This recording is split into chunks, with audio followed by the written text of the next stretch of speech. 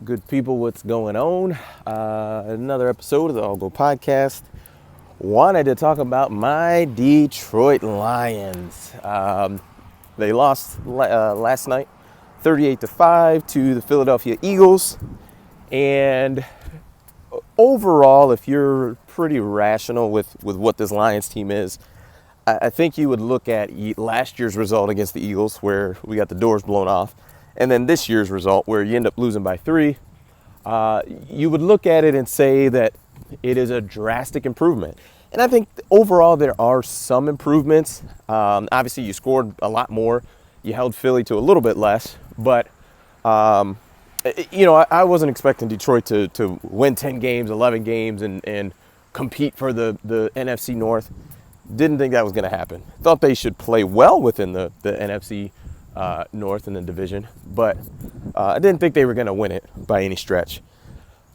But within the game, I was a little bit frustrated by the lack of adjustments, especially on the defensive side of the ball.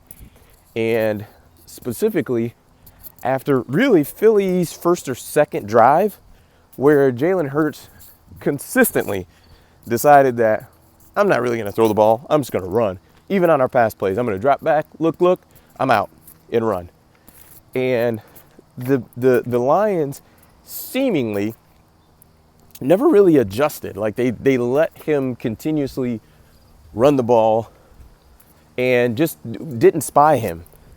And that part I didn't quite understand because, this Philadelphia offense is about as limited an offense that you're going to play. And what I mean by that is they are predicated legitimately on run game and the new addition of A.J. Brown, him and Devontae Smith.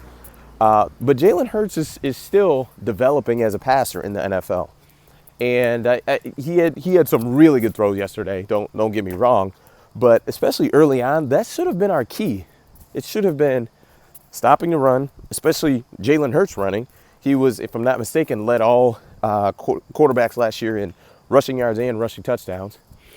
So that should have been like public enemy number one of stopping him, and then double teaming A.J. Brown and just living with the rest of the results. If Devontae Smith goes off for 150 and 2 touchdowns and you lose, well, okay, cool. But at least I wanted to stop your first option and your second option. And we just didn't really do that. You still, like I said, we're still in the game. You only lost by 3, but I just thought that adjustment could have been made a little bit sooner. Offensively, we looked pretty good. Run game wise, Jared Goff and the interception. It wasn't great early on for Goff. It wasn't great at all.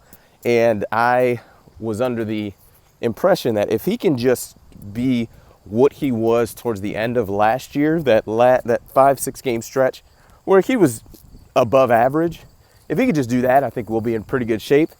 The jury still is out on that. I don't know if he will be that guy, that quarterback, but if he's not, throw any of your expectations out the window, because I'm not sure we can win 6 games if he can't be just an average to above average quarterback. If that doesn't happen, we're in a lot of trouble.